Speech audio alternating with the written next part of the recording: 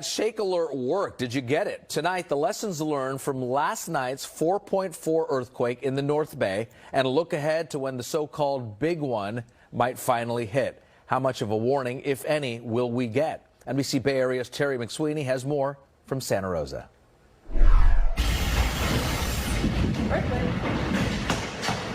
A hair-raising moment in Santa Rosa last night at 6:39 p.m. as a 4.4 earthquake hit, followed 1 minute later by a 3.9 aftershock.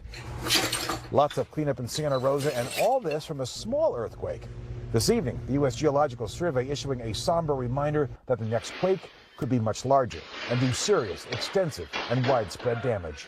And actually, if we look at the San Francisco Bay Area in general, the probability of a magnitude 6.7 earthquake in the next 30 years is actually 72%. So it's more likely than not. That's based on seismometers and historical records of earthquakes, as well as studies of their faults. Well, basically, we think that the past is a good hint to the future. A more immediate earthquake notification came from California's early warning alert, which last night notified 400,000 people of the quakes, mostly through Google and Android devices.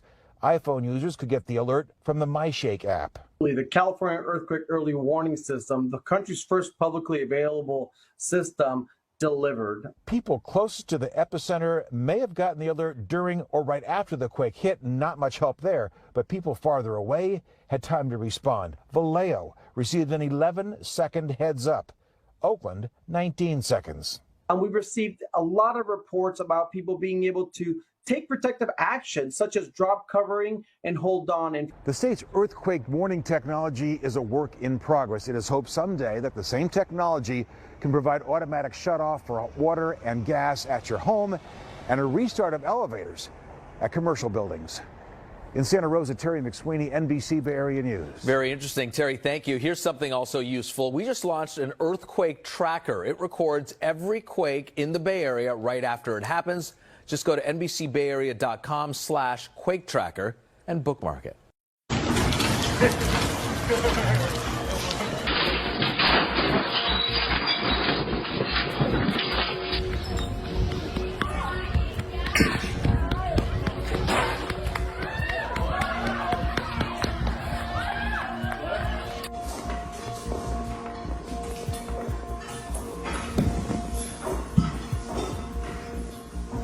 This is the biggest one we felt yet. This is definitely the biggest one we felt yet.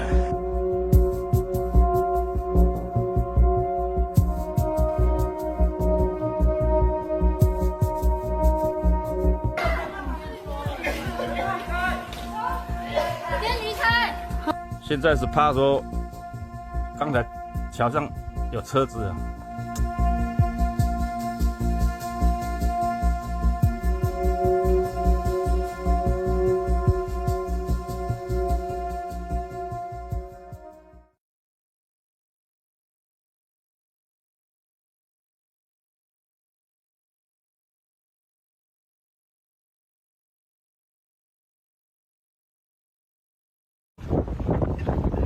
Tonight, Puerto Rico is bracing for impact. La Isla del Encanto, the island of enchantment, hit by wind and rising waves, expecting flash flooding and mudslides as Tropical Storm Fiona charges forward, now barreling across the Leeward Islands. It could become a hurricane here by tomorrow. So you're scared? I would say yes. Tonight, the race is on to fill gas tanks as officials in some towns warn residents to evacuate.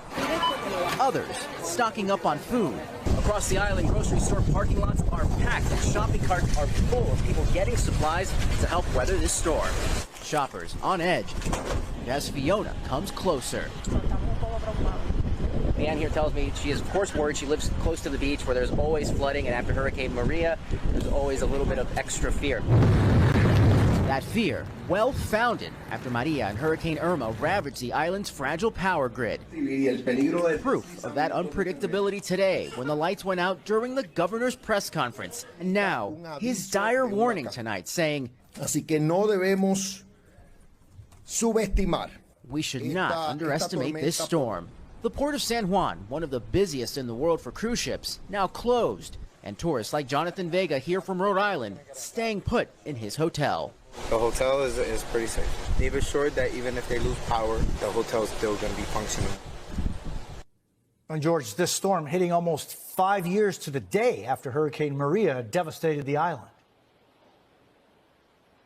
Yeah, that's right, Jose. And many here in Puerto Rico say they've learned a lot since then, particularly when it comes to storm prep. The growing intensity of this storm has many on edge tonight. Typhoon Nanmadol has created havoc in southern island of Kyushu. Authorities have asked nearly 3 million residents to evacuate.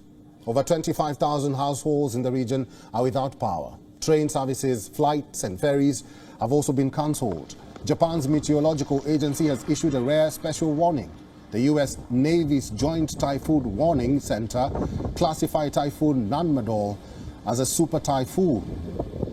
The term is used when a typhoon reaches a wind speed of 240 kilometers per hour. Typhoon Nanmadol made landfall with a wind speed of 252 kilometers per hour. The Meteorological Office also warned that Kyushu is at risk from high winds, storms and torrential rain.